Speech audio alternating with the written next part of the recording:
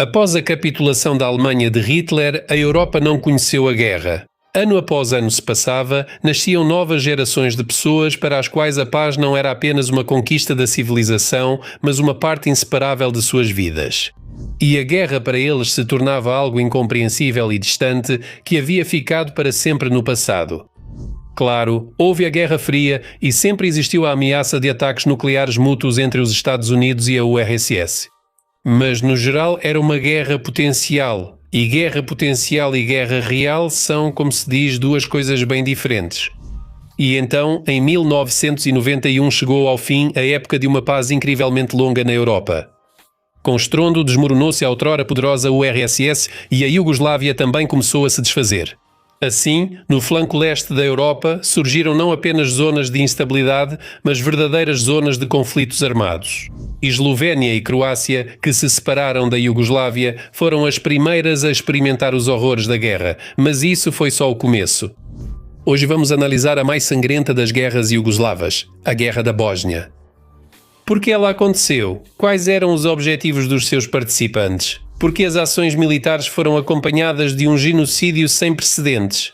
Qual o papel das autoridades sérvias e da Rússia nessa guerra? Por que a OTAN interveio no conflito? E o mais importante, de que forma a guerra afeta a situação atual na Bósnia e Herzegovina? Análise precisa e objetiva dos acontecimentos. Sou Semyon, canal MGSH-TV. Vamos começar.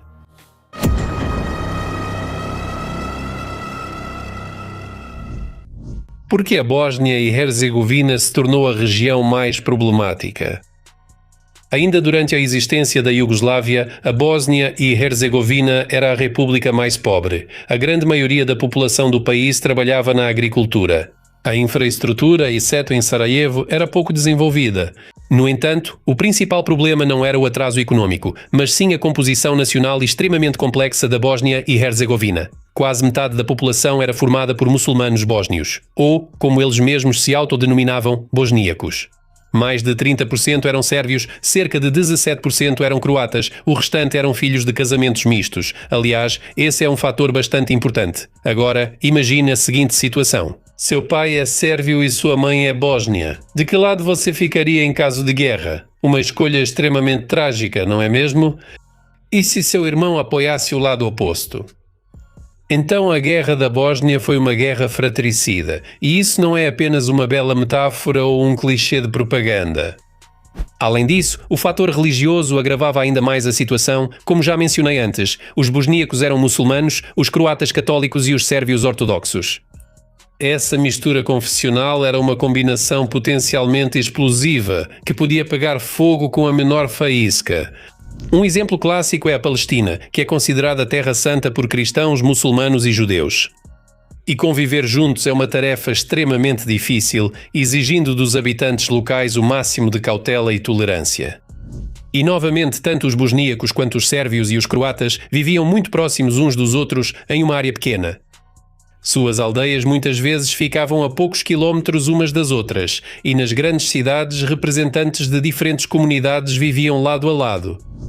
Por isso, quando a guerra começou, eram bastante comuns os casos em que um sérvio, que até um mês atrás sorria amigavelmente e pedia cigarros ao seu vizinho bósnio, depois entrava na casa dele e dava um tiro na testa. Sem esquecer de levar tudo o que havia de valor, assim foi a Guerra da Bósnia. A situação na Iugoslávia no início de 1992. Como já mencionei no vídeo anterior, a Iugoslávia começou a se desintegrar em meados de 1991. Eslovénia, Croácia e Macedónia deixaram de fazer parte dela.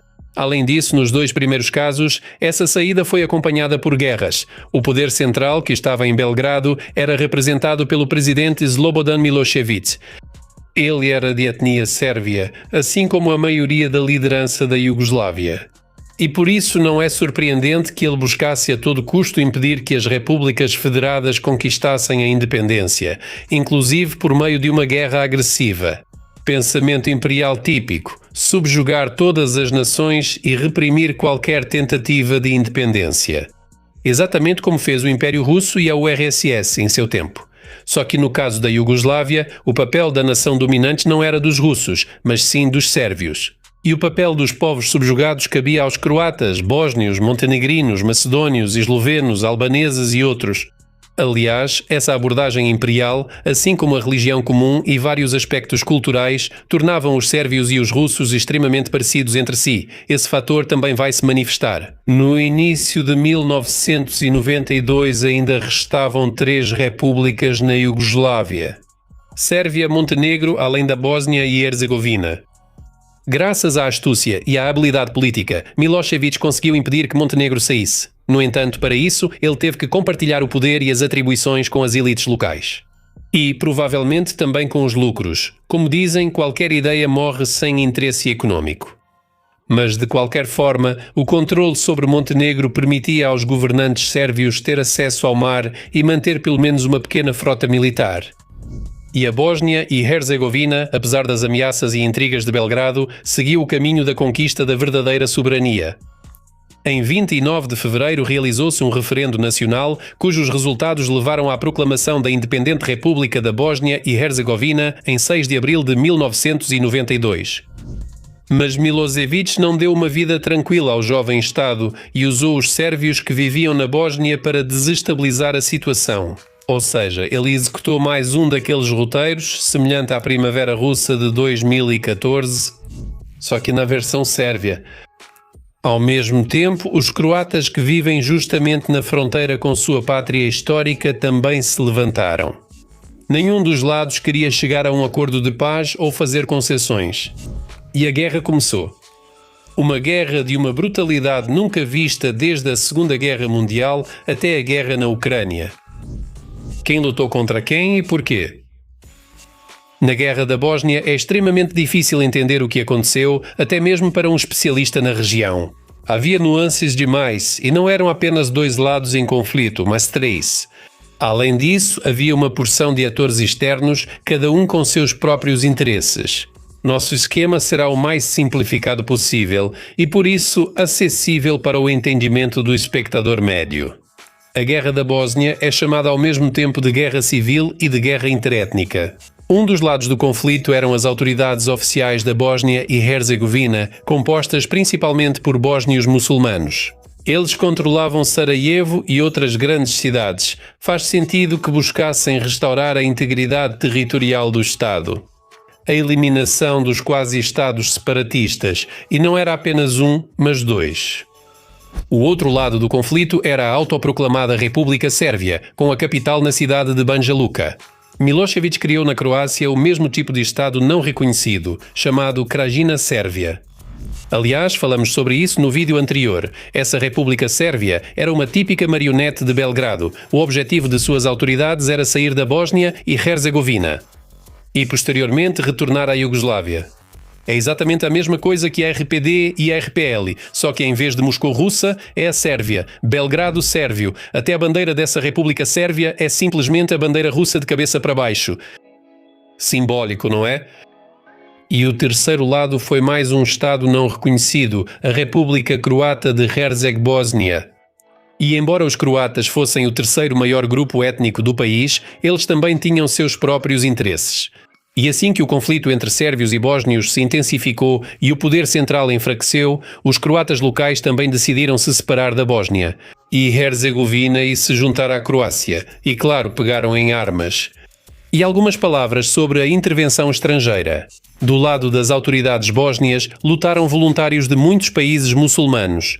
Afeganistão, Albânia, Egito, Irã, Jordânia, Líbano, Paquistão, Arábia Saudita, Sudão, Turquia e Iêmen. Os croatas contavam com o apoio da Croácia, que enviava oficiais, armas e até unidades inteiras ao exército dos croatas bósnios. Também lutaram ao lado deles vários radicais de direita da Áustria, Alemanha e Suécia. Por exemplo, o conhecido neonazista sueco da época, Jackie Arklov. Mas quem mais recebia ajuda estrangeira eram os sérvios. Eles eram apoiados quase abertamente pela Iugoslávia. Embora formalmente Milošević declarasse sua neutralidade, eles não estão lá. Tudo simples, como sempre. Ficou claro para todos de onde os separatistas sérvios obtiveram tantas pessoas, armas e munições. Ao mesmo tempo, do lado dos sérvios lutavam não apenas soldados do exército iugoslavo, mas também milhares de voluntários da Grécia, Bulgária, Bielorrússia e, claro, da Federação Russa. Milošević, por canais não oficiais, recorria constantemente a Yeltsin pedindo ajuda para os sérvios. Mas na Rússia do início dos anos 90, os próprios problemas eram enormes. Hiperinflação, desemprego, instabilidade e ainda a Primeira Guerra da Chechênia. Por isso, a ajuda ao povo sérvio foi limitada. Limitou-se ao envio de voluntários, cuja esmagadora maioria eram russos com visões claramente chauvinistas e imperialistas. Em particular, de 92 a 93 lutou ao lado dos sérvios nosso bem conhecido Girkin Strelkov, que por seu fiel serviço ao czar e à ortodoxia acabou sendo recompensado com uma cela em uma colônia de regime fechado. Guerra e genocídio. O principal componente da Guerra da Bósnia foi o conflito bósnio-sérvio entre muçulmanos e ortodoxos. A guerra entre bósnios e croatas, assim como entre croatas e sérvios, teve um caráter mais secundário. A princípio, sérvios tinham vantagem em pessoal e armamento.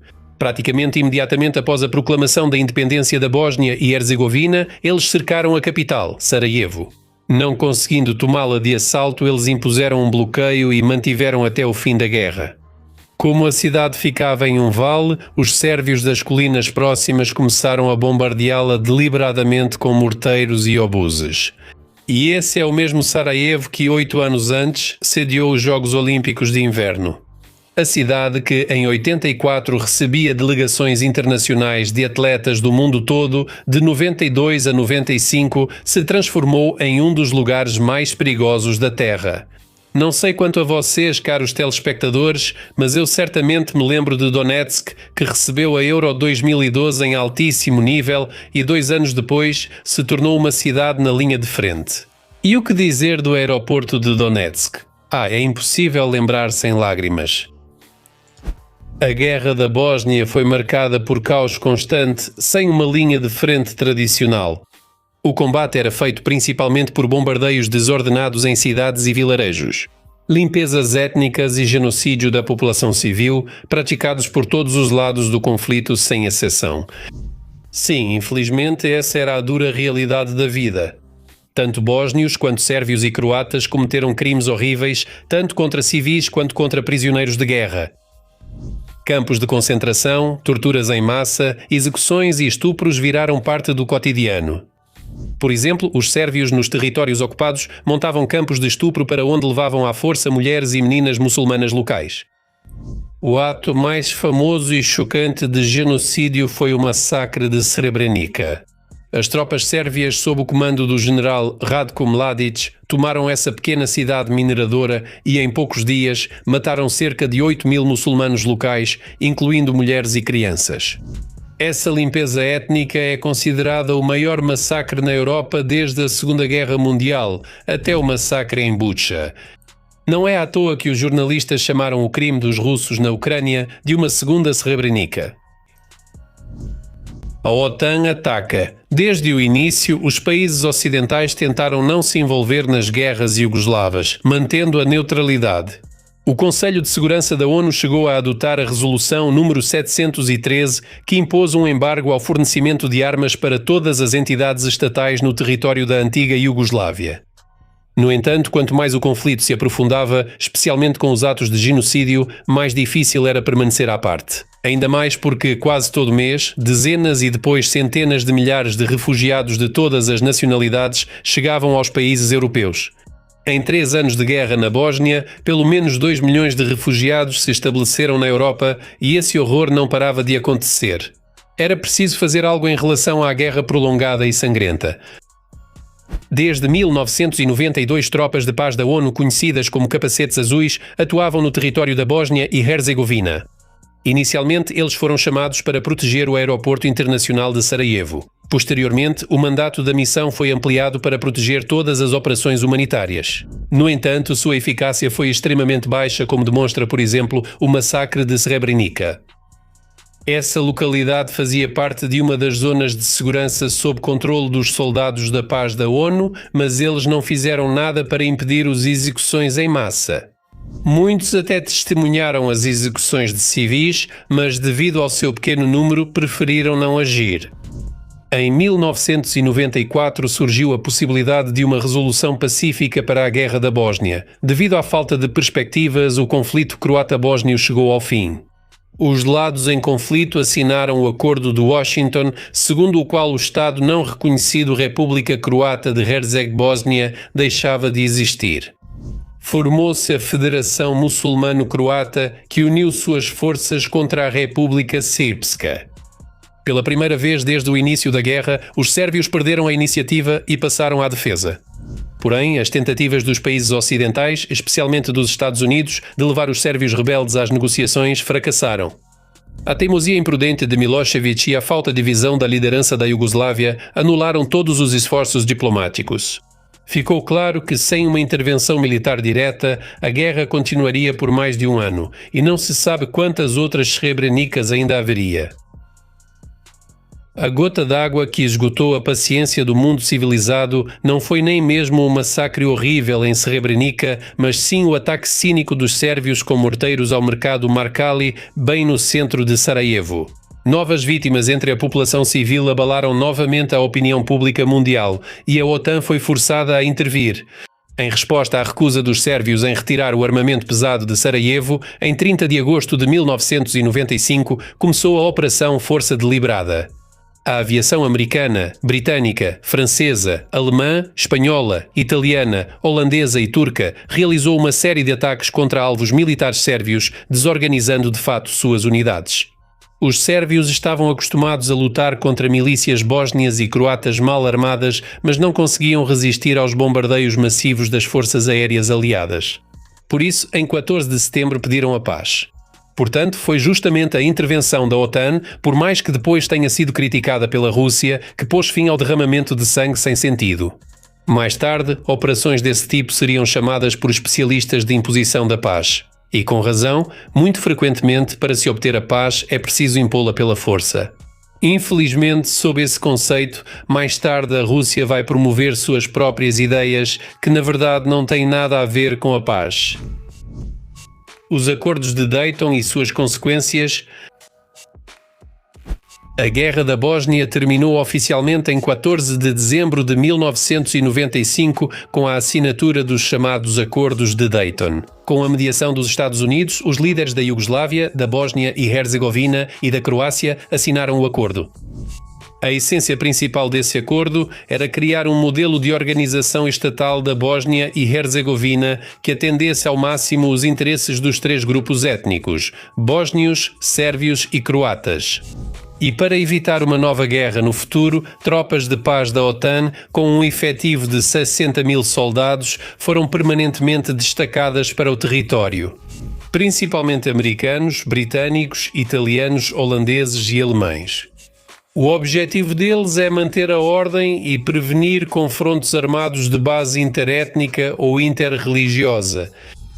A comunidade internacional teme, com razão, a repetição de uma tragédia assim, pois durante os anos da Guerra da Bósnia morreram pelo menos 100 mil pessoas de todos os lados.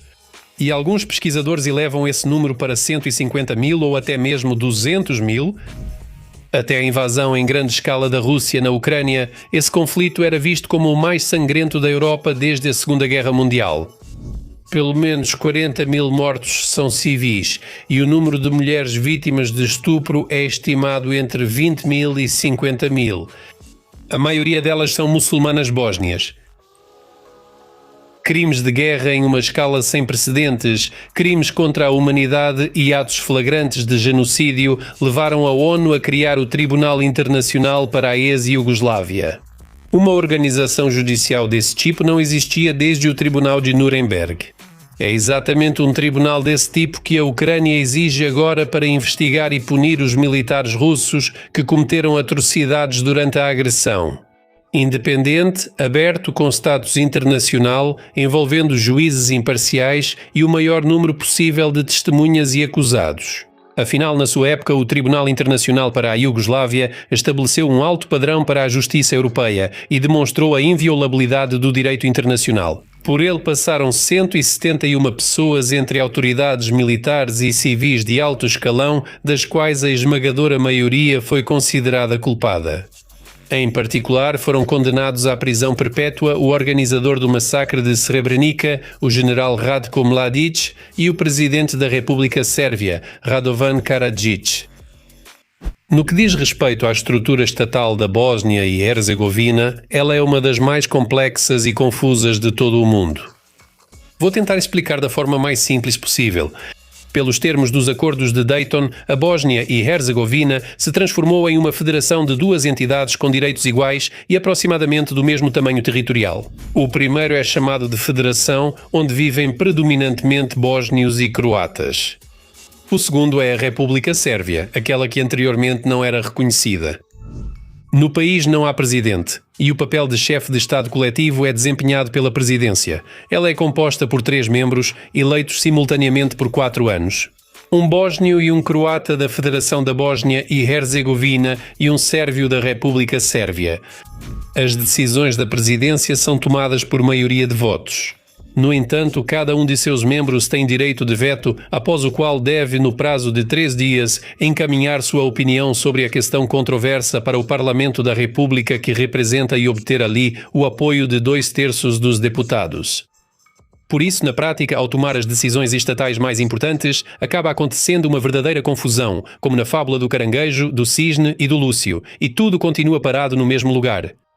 Isso é especialmente perceptível quando se trata da aspiração da Bósnia e Herzegovina de ingressar na UE e na OTAN. Os bosníacos e croatas já há mais de 20 anos defendem a integração europeia do país, enquanto os sérvios bloqueiam suas iniciativas.